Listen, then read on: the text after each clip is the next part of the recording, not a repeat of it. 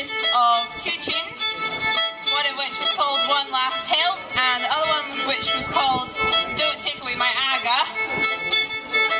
I'm going to follow them up with two slightly more traditional tunes now.